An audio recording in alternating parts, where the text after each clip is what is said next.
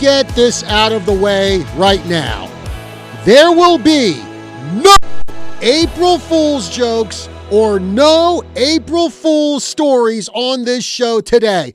You're not going to hear me say something like, I don't know, come up with some bogus story about how ESPN's #1 men's basketball recruit in the country, Justin Edwards, is coming to Embry-Riddle. I'm not going to come up with some kind of ridiculous April Fool's story that John Calipari is leaving Kentucky to coach Yavapai College men's basketball. We ain't going to do that on this show. No way, no how, no April Fool's jokes, no April Fool's story, period.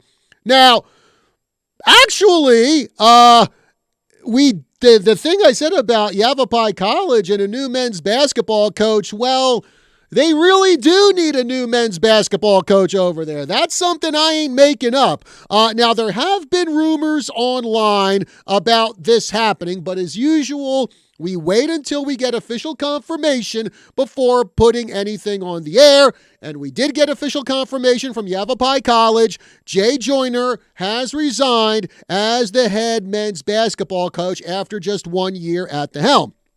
Now, there wasn't much to the statement that YC put out. It just said, quote, "The resignation is a personal matter and YC has no further comments," end quote. Now, it can make you wonder, what the heck is going on with a statement that short and to the point? It was a tough year for the Rough Riders in their return to play after more than a decade of inactivity.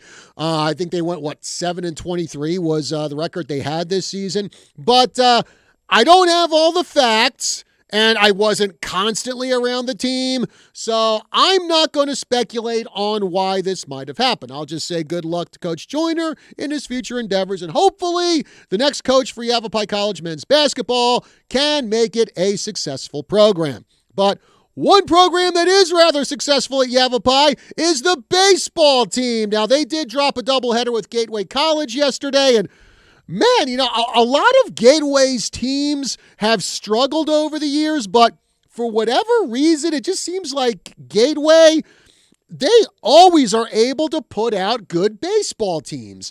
Anyway, Yavapai, they are 8-13 on the season, 13-9 in conference play, and honestly, that ain't bad when you consider that they have a new coach in Patrick Woods who replaced Ryan Kogel, who was there for, I think, over a decade, led Yavapai College to a national championship. And add to it the fact that Coach Woods brought in 20 new players who I don't even think practiced on their own field once they got back from winter break because, the field kept getting covered by snow, and baseball really isn't a game to be played in the snow.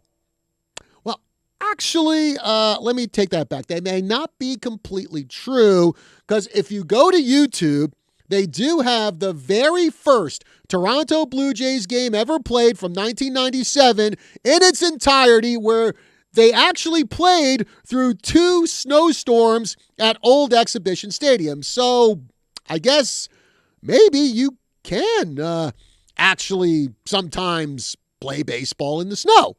Now, actually, going back to last year, Prescott baseball team, I believe they were playing Mingus, and they had a snowstorm come through, and they did get in, I think, something like maybe 3 innings before the umpire said, you know what, to heck with this, we're done. Anyway, as usual, I digress. Let me get back to my original point. All those circumstances that Yavapai College baseball faced before the season, and now to be a few games over 500, very not bad. Definitely credit to Coach Woods, his coaching staff, and the players for overcoming all that stuff early in the season to actually put out a very good and pretty competitive product out there on the field. Now, also just want to let you know that today we were supposed to have Coach Woods and a couple of his players from the Yavapai College baseball team on our show. Unfortunately, I got a text from Coach last night saying that the team was getting back late from their game at Gateway College and that he wanted to reschedule the interview. So hopefully We'll have him and a couple players on a future show. So I kind of had to scramble and come up with a plan B, and you will see what that plan B is later on in the show. And getting back to playing baseball in the snow, hopefully Thursday was the last we've seen of this cruddy white stuff for a while. Though the snow we did get wasn't much on Thursday compared to other storms we've had over the past few months. Still, I think we're all sick and tired of it. Now, yes, I know we need the moisture. We live in a desert state after all, but you can also get moisture through rain, which is much preferable than contending with snow and ice on the road, which is why I sneer and grumble whenever I hear someone say, "Oh, isn't the snow so beautiful?" No, it's not. Nothing beautiful about snow at all. In fact, I remember a few years ago when we still had Albertsons over at the Depot Marketplace. I had to run in there and get some stuff, and we did have snow coming down. And the checkout clerk says to me, "Isn't the snow beautiful?" To which I said, "No." And she looks at me like just shocked, like, "No!" I mean, like she actually couldn't believe what I just said. So I just replied, "I hate snow." And she didn't say another word to me after that. But you know what? Hey, folks, that's the chance you take. When you ask a question, sometimes you're going to get an answer that you don't expect. And you know what? It's incidents like that. They're the reason why I prefer being in the self-checkout line so I can avoid conversations like that. All right, folks, 928-541-1016 number to call here on the Tri-City Sports Roundup. Again, thank you very much for joining us here on the show. However you're following us, whether it's on the radio side on 1490 AM, 103.5 FM, online at KYCA.info, or catching our live stream on the KYCA Facebook page or on Vimeo. Again, thank you very much for joining us. Also, don't forget to check out KYCA on all our social media, Facebook, YouTube, Rumble, Instagram, Twitter. Also, go to YouTube. We have KYCA Digital over there. Episodes of the Rust Rants podcast. Also, some of our afternoon talk shows are up on there, along with past episodes of Tri-City Sports Roundup. And, of course, the monthly Panel of All Knowledge show is up there as well. And get a lot of good content and more good content coming up there on KYCA Digital. All right, folks. Like I said, we were supposed to have Yavapai College baseball coach Patrick Woods and a couple of his players in the studio with us. Unfortunately, that didn't work out, but we do have a few people who are going to be calling in on the other side of the break. We're going to be talking to Missy Townsend, athletic director over at Prescott High School, and get some updates on the Prescott athletic scene with her. Also, later on in the show, we've got Prescott baseball coach Barry Tolley, who's going to be calling in, so that's coming up on the other side of the break. We'll be back right after this. Back to Tri-City Sports Roundup. John Rust with you here. And, well, folks, certainly a lot of things going on over at Prescott High School as far as their sports programs going on, not just for spring sports, but also coming up over the summer, coming up in the fall and everything. So let's get the rundown on how things are going over at Prescott High School. On the phone with us right now, we have Prescott Athletic Director Missy Townsend. Hey, Missy, good morning, and thank you for joining us. Good morning, John. So, first off, Missy, if you heard my monologue, I was once again complaining about the snow. No surprise. I tend to do that many times during the winter. But obviously that has certainly impacted a lot of games, a lot of matches, a lot of practices over at Prescott High School. So right now, how are things looking as far as field conditions and tennis court conditions for everything over at Prescott High School? Well, today is a busy day for us. We've got 3 baseball games and 2 softball games that were rescheduled from weather earlier this month. So definitely things are hopping. The fields are doing okay right now. They've had a little bit of time, and obviously the higher temperatures help. And so we're kind of looking to get as many games in as we can in the next couple of weeks. And I know a couple of weeks ago I had your counterpart over at Bradshaw Mountain, Clarinda Weatherwax, on the show, and what she said is, when it comes to when the weather messes up games and forces postponements, it's not just as simple as just saying, okay, we'll just play it again on this day, because there's a lot of other logistical issues that you have to solve in order to make those makeup games work. Yeah, the hardest one is definitely just trying to find dates that work for both teams. It's just when a game is canceled, it's not just one team it affects, it's two. And so you're always having to find the dates that are open. And then, of course, coaches don't like playing too many games in a row or back-to-back, depending on who they're playing. So you get a little bit of the gamesmanship of trying to make sure that you can win as many games as possible. And then you throw in transportation issues with schools and what they can do and what they can't do, and as far as what's available. And it always creates a little bit of a pretty big domino effect when you cancel a game. Yeah. And of course, the big thing this year was, normally we usually don't have to worry about weather when it comes to basketball games since they're indoors. But this year we certainly had to do it. And of course, we had a lot of foul weather hit us right when the state tournament was getting underway. So I think this is probably the first time I can remember where state tournament games for basketball had to be rescheduled because of the rotten weather. Yeah, and that's a hard one too. We all know, living here in Prescott, I think we've all heard the joke, that Prescott's bipolar when it comes to the weather, and we're always kind of looking at what's happening, what's forecasted. But as you know, we can't always go off of what's forecasted. We kind of have to. I personally like to kind of wait and see it with my own eyes before I try to make any kind of major decisions when it comes to cancellations and whatnot. But occasionally, you are pressured into it a little bit with other schools worried and scared and nervous, or other schools, especially Phoenix schools, that don't have drivers that are trained to drive in snow or weather, or for that matter, outside of the metro area. So those things kind of always impacted, even if we felt like we could play. And of course, the number one thing everyone, and we always are looking at, is just the safety of everyone, our student athletes, our coaches, our fans. So it's always a hard decision, but one that we try to do to put kids first and make sure that we can still have an opportunity to play later on. Mm-hmm. And, moving away from the weather, a few other things going on at Prescott. I know several months ago we were talking about a new improvement project over there, and that is a replacement of the bleachers for, I believe, both gyms. And it looks like that is going to be taking place in another few weeks. What can you tell us about that?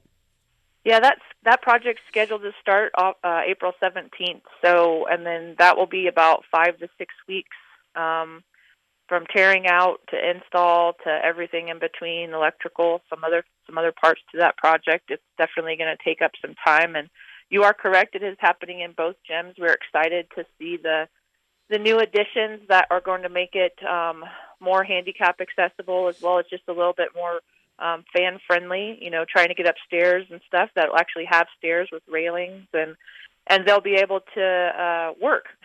Right now we have to use come-alongs and, classes of 20 people to push and pull out the bleachers, and it's been a challenge for the last several years. So we're really grateful that this project's happening. And the other thing also is that I guess another thing that you're going to have to worry about is a new scoreboard for the baseball field, because that sucker just got knocked down because of the wind. Yeah, the wind here this winter and early spring has been brutal, as we all know, and definitely. When you have a little bit older facilities, it definitely has an impact on them. And one of those, unfortunately, the batter's eye took a hit, as well as the scoreboard kind of folding / snapping in half. So it's a long process, because it's not like we can just go out and pick up a new scoreboard and install it. So unfortunately, this baseball season is one that is going to occur without a scoreboard, but we are going through our insurance carrier to try and see if we can get some of that paid for, with it being an act of God, so to speak, from the weather. So it's always something, John. In fact, I think I was out at a tennis match one time, and my buddy Ron Williams kind of pointed out the scoreboard to me, and I just saw bent almost like a V shape and everything. I'm going, can't believe the wind was powerful enough to do that. So yeah, this has just been a one of the more insane weather winters that we've had here in Prescott, and unfortunately took out the scoreboard. But like I said, hopefully come next year we'll see a newer and nicer scoreboard over there. Yeah, it'll definitely be newer for sure. Most likely it'll be almost exactly the same that's there as far as the size and the look and stuff, but we're definitely hopeful that we'll have something in place by the early mid-summer. And so along with the bleachers, along with getting that new scoreboard for baseball, any other facilities upgrades planned for Prescott Athletics? Well, the other project that we're finishing up right now is the final 3 tennis courts that haven't been able to be resurfaced. It's been a really long project, but as you know, the weather has been insane this fall, winter, and spring, and that's put a big hold on finishing those last 3 courts. The temperatures, it hasn't been warm enough to be able to finish those. Obviously, we put a priority on making sure that the weather is the right temperature so that these courts don't fail later on. It's been too big of an investment to try and rush it, which has put a strain on our tennis teams as they only have 3 courts to play on. But we are excited if you haven't seen them or if you just swung by at a softball or a baseball game. They are absolutely gorgeous, and we cannot wait to see the last 3 courts get surfaced so that we will have a full, complete complex of 6 courts with brand new LED lights. Mm-hmm. And Missy, another thing I wanted to talk to you about is I know this happened a few months ago, but I believe it was back in December. You were out in Nashville, Tennessee for a big conference with athletic directors from all around the country. I think you also told me you actually went to a Nashville Predators game, or at least were in the vicinity there. Hopefully you picked up a T-shirt because Nashville Predators, they have one of the coolest logos in the NHL. But if you could just tell everyone a little bit about that conference, what it was all about, and what were some of the things you learned there that you can apply to right here in Prescott. Every year there's an athletic directors conference held nationally. It's through the National Athletic Association or Athletic Administrators Association, and it's something I look forward to every year because it's just such a powerful experience to be able to go and be with 4,000 or 5,000 other athletic directors from around the country and around the world. It's an international conference as well, and it really gives us an opportunity to not only network but to take sessions and to do a lot of meaningful professional development around athletic directors. I've seen a lot of people, they have a misconception about what athletic directors do and the roles that we play, and really, truly, unless you've been in this position, you really don't have you can't comprehend the amount of things that goes into it. And so it's really, really nice. It's a time for me to feel a little bit rejuvenated, especially kind of halfway through the school year when you're feeling a lot of stress and a lot of, feeling worn down from the fall season ending, the winter season kind of beginning. And it gives you a time to really go and remember why we love this job and why we do it, and the things that really make it special, and that kind of touch on our own passions, the leadership pieces, the culture pieces, the pieces of how we can help our coaches and our student athletes. And it's such a powerful, I can't stress it enough how much it helps rejuvenate and also makes it feel like we're being supported in the sense that the people who do this job every day are there. They're talking with you. They know what you're going through. And you just have this incredible space to idea share and to get a piece of what's going on around the country, as well as, important things like there's a big session that's always really popular is the legal issues in high school sports. And every year we get to hear what's going on around the country as far as legal issues and how that impacts us as ADs and as schools. So it's just probably one of those conferences that I just really am grateful that our district administration and my site administration recognize the value in us trying to always be better professionals. Mm-hmm. So what are, I guess, some of the legal issues that you need to be aware of as an athletic director in current year? Well, for sure. I mean, always at the top of the list is supervision and hazing and bullying. Those are always some of the big ones that we always talk about. It's one of those areas that's extremely difficult to manage. You're working with teenagers who aren't fully mentally developed, don't always make the right decisions, but and you're an educator, so you're always trying to help educate and help them and teach them and give them opportunities even after they've made mistakes. So that's a big one. And then, of course, hot topic around the country as well as in athletic administration is transgender athletes and what that looks like and what our legal responsibilities are as far as what the federal law is versus state law and kind of how schools fall in between there and kind of managing that route. And then I would say probably another really big one is just making sure that coaches are properly trained, and which again is another challenge when you're bringing somebody in who's, for lack of a better term, they're almost a volunteer.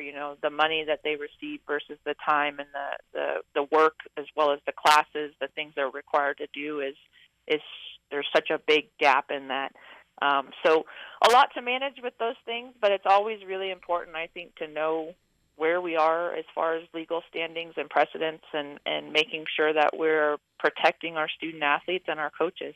Okay. And, one more question before I let you go here, Missy. One thing when it comes to coaches, I believe you are looking for a new girls volleyball coach for the coming season. Any other coaching hires that we may be seeing soon or what? Well, actually, I just finished interviews for the girls volleyball position this week, and I guess this is a good enough place. We are announcing that we hired Coach Ephraim Bernard. He is our boys varsity volleyball coach, and he will be our new girls varsity volleyball coach starting next season. Really, really excited about that hire. He's phenomenal. And if any fans or anybody's been out and seen Coach Burney coaching the boys team, they're going to know that we're going to see some great things with our girls program. The only two other positions I have open this year is my longstanding girls cross country and girls track coach, Brenda Williams, is resigning at the end of this season.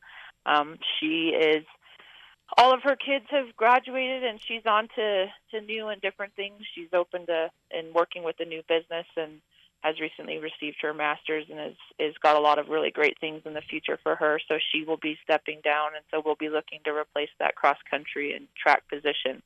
But just excited for these coaches and excited for what they'll be able to help our teams accomplish next year.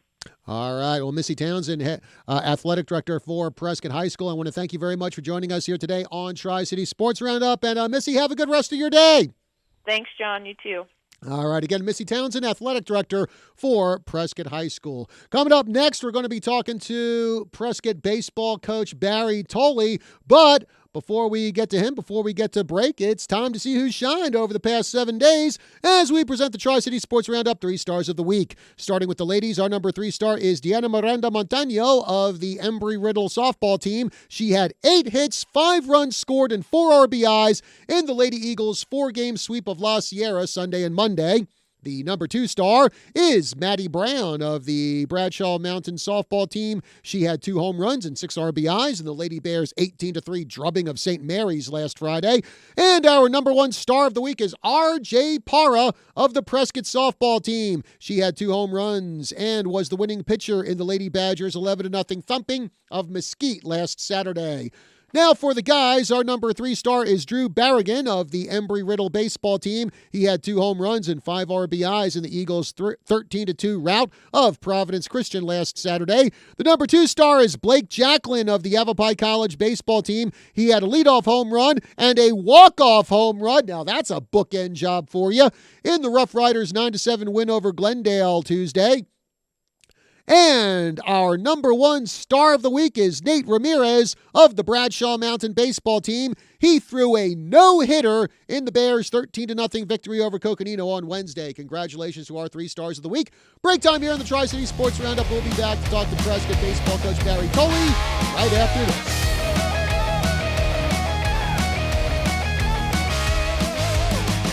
Back to the Tri-City Sports Roundup. John Rusnicki here on this Saturday afternoon. The first Saturday, in fact, the first day of April. Man, we're already in April. And, of course, we're in the thick of it for baseball season, both high school and college. And tell you what, one team that's been coming on strong of late is the Prescott baseball team. And on the line with us right now, we have their head coach, Barry Tolley. Hey, Coach, good morning, and thank you for joining us. Hey, John, how are you, buddy? Thanks a lot for having me, man. I'm doing fine. I guess I heard from Missy Townsend that you guys actually have a rare Saturday region game going on today. Yeah, we do, brother. We've had quite a bit of cancellations and adjustments we've had to make. So this week and next week we've got 4-game weeks, which is a lot of baseball, which is exciting. But yeah, Saturday today, we'll be out there this afternoon, 3 o'clock. Mm-hmm. And we'll just talk about what it's been like for you, your players having to deal with what's been one of the more miserable winters we've had here in a while in Prescott. Along with games getting postponed, also just having to do stuff with trying to find practice time, getting practice time canceled. So, I mean, what has this winter/early spring been like for Prescott? It's been a trial. We've been trying to get work in wherever we can, so we're inside when we can't be outside. We've had very few days where we've been on the field. I think early tryouts we were out there consistent for a week or so, and then since then we've had maybe a day or two on the field at most per week, which is not always easy to deal with. But we're not the only ones. We know the team we're playing today, Cocoa, coming from Flag, they've had similar circumstances. Obviously, Bradshaw deals with the same thing. Flagstaff High School. So it's been going around. We're just trying to deal with it the best way that we can, keep arms in shape, keep everybody in mid-season form, and trying to just keep up with everything that we can and get the work in where we can. But the kids have been resilient. They haven't worried about the snow or rainouts, the cancellations, the road trips we had to go out to both Bullhead City and to Kingman this week, which are long trips. But kids are resilient, playing ball, and enjoying it. So I'm happy with the way that they're reacting, and there's nothing we can do about the weather. And like I said, we're not the only ones, so it's part of the deal, and we're dealing with it. And just trying to, like I said, stay in mid-season shape and form, and trying to peak at the right time this year. Well, speaking of peaking, it looks like that's what you're doing, because it seems like ever since you guys went out to the Needles tournament, things have been really going in the right direction for Prescott baseball. Thanks, John. Yeah, the kids are playing really well. They're doing great with their approaches at the plate, on the mound, and in the base paths on defense. And, again, we're just trying to work and trying to get to be better every single day, and the kids are embracing that. So we're really thankful as coaches that that's the way that they're approaching it. And hopefully we can stay on that right track, keep getting better. And, we're excited about the kids that we have in the program and the way that they're reacting, the way that they're working. And we see that we believe that we'll be a pretty darn good program here. So what was it you saw at the Needles tournament, the way the Badgers were playing, that made you think, I think these guys finally got it, and I think things are going to start going in the right direction for us? Yeah, that's something that, again, we've been very excited about, just the kids' overall approach to the game. We're seeing them really embrace what we're trying to preach and what we're trying to be great at, and that's what they're doing. Physical mistakes are always going to happen. We're trying to eliminate the mental ones, especially pre-pitch and situational baseball stuff that we're trying to cover. We're trying to cover it when, even on those days that we're inside, we're chalk talking. We're doing those things. But yeah, out there in Needles, we got to get away a little bit. Some team bonding. Some players really stepped up that we're kind of looking for. And we've seen them kind of solidify themselves. So things still needed to, play themselves out. And those games, that kind of tournament setting, really helped clarify those things. So their roles are being defined, and they're embracing them. So I think that's kind of the biggest thing that has gone on. And it's something, we just got to continue to embrace and continue to work on our approaches, again, all over the field and in different situational baseball. And that tournament allowed us to work on those things. So I'm hoping that, again, we just keep the ball rolling. Well, speaking of players stepping up, 3 of them I think have really stepped up well for you. They would have to be Lucas Barrett, Jack Burton, and Sam Strasser. And right now they seem to be the 3 guys really carrying your lineup right now. Yeah, absolutely. But you mentioned Jack and Burton and Barrett, and they're in the 3-4 holes, and that was something that kind of had, early on we're moving around him a little bit, and then we put Burton in the 3-hole. He's really embraced it, doing a great job there. Lucas Barrett's been an unbelievable first baseman and cleanup hitter for us. He's got a great approach. He's getting huge 2-out knocks. Can't say enough about that young man. He's just doing great things for us. He's also a really good pitcher that we're hoping to get to use here more soon.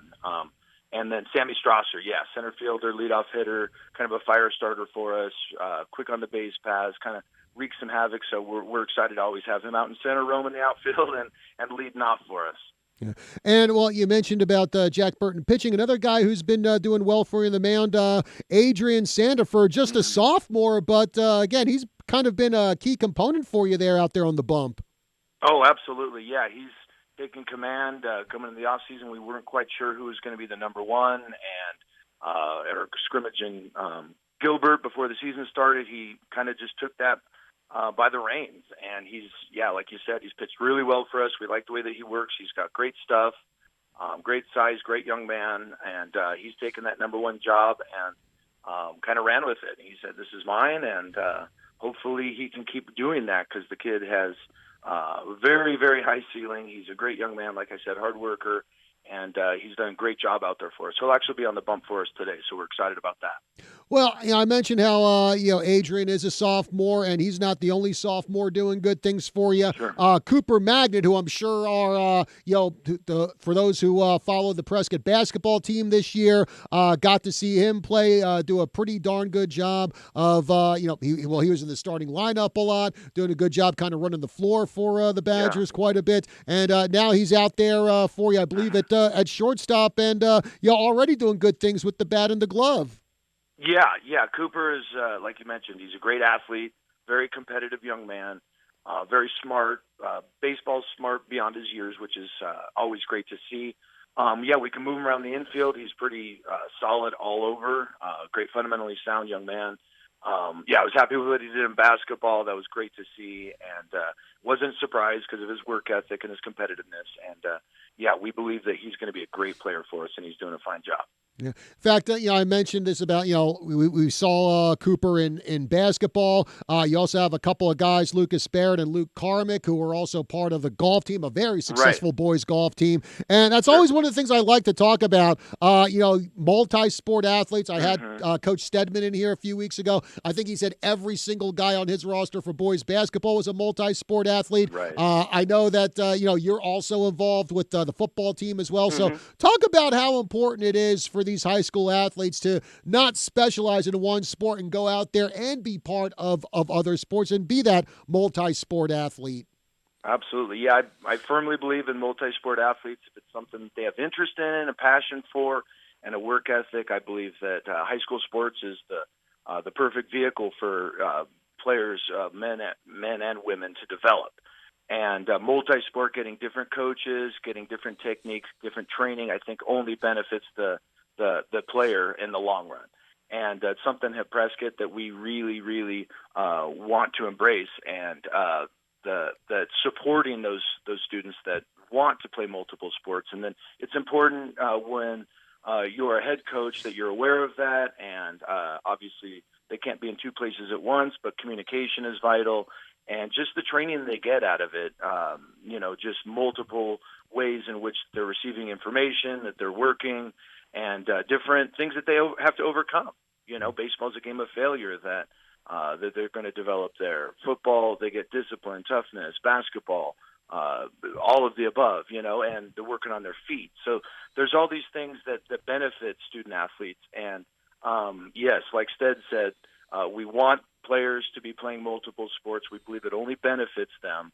And it's fine when they eventually have to specialize, but we believe that should be something down the road. It doesn't need to be there in high school. And they, can develop and help each team based on their benefits from the other sports as well. So everybody working together, and athletes that get that kind of opportunity should take advantage of it. We want them to. So I firmly believe in the multi-sport athletes, fully support that.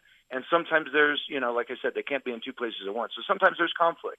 But we always try to prioritize the in-season or the upcoming season to make sure the players are ready there and getting all their work in. But, the benefits of playing multiple sports is huge. And, everything – we want the high school players to get everything out of the high school experience that they can. And a lot of times the best athletes or the better athletes can help in multiple different sports, and they should. And it benefits everyone. Yeah. I think a great example of that right at Prescott High School was Brady Mengarelli from a few years ago, Sure. who was a dynamite football player and a dynamite baseball player. And the other thing with being a multi-sport athlete is it can open up a lot more doors for you Absolutely. than if you're just a single sport athlete. Because, I mean, how many college offers did Brady get for baseball and football before deciding, you know what, I'm going to go with football. I'm going to go up to South Dakota State University. And I think he wound up being like in the top 10 career-wise in rushing yards. So you never know. I mean, heck, another great example is,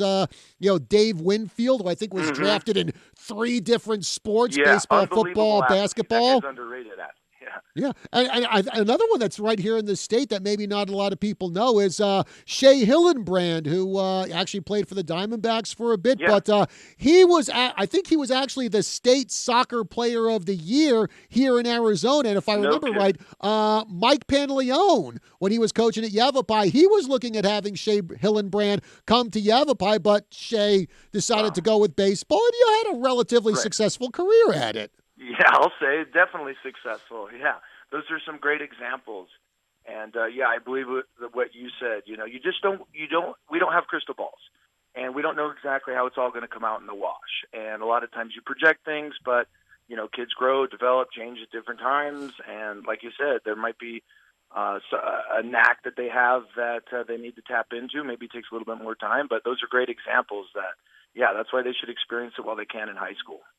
So, again, today you have Coconino on the plate. That's coming up at 3 o'clock over at the Badger baseball field. So give us a scouting report on what you expect out of the Panthers in this game today. I expect it to be very competitive.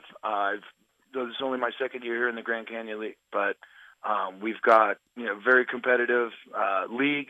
I believe that they're going to come down here and have a good ball club, and we're going to have to play really good baseball. So I expect it to be a good game. I expect them to be competitive. They were last year. I know that we had a couple battles with them, and I expect that to be the same today.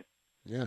And like you said, just a busy next few days coming up after your game today with Coconino. Monday, you host Lee Williams. Wednesday, you're at Scottsdale Saguaro. Thursday, not too long a trip. Got to go up to Cottonwood for Mingus. And then then next Saturday, you're taking on Coconino at Flagstaff. And hopefully most of the snow up there will be melted by then. Yeah, hopefully we can get a break with that. They deserve it too. All right. Well, Coach Barry Tolley of the Prescott baseball team, I want to thank you very much for joining us here on the Tri-City Sports Roundup, and continued success for the Prescott baseball team, and certainly best of luck to you guys as you get ready to take on Coconino today. Thanks a lot, John. I always enjoy being with you, man. Appreciate you. All right, you got it. Have a good one, Coach. Thanks, brother. You too. Take care. Bye-bye. All right. Again, Coach Barry Tolley joining us here on the Tri-City Sports Roundup. I believe also Prescott softball in action today over there. Also, we have Yavapai softball.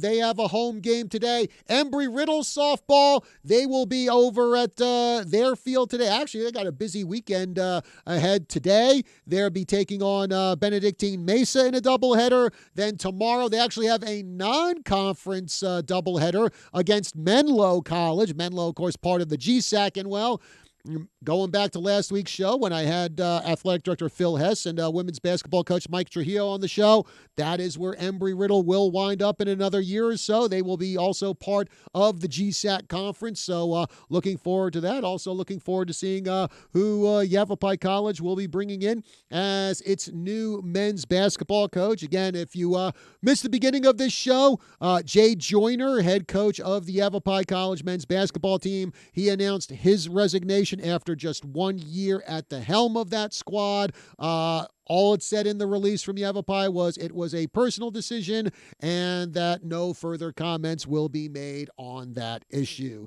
So that's where we stand for sports in our area, folks. Again, thank you very much for joining us here on the Tri-City Sports Roundup. Stay tuned. We've got local news coming up for you here. And then, of course, top of the hour, we have the Dr. Hancock Show for you. And also, don't forget, check us out on our KYCA Facebook page and check us out on our YouTube channel, KYCA Digital, where you'll get all my episodes of the Rust Rants podcast, including our latest one where I talk about Deion Sanders laying down the law for his guys regarding spring break. Folks, have yourselves a good day. We'll see you soon.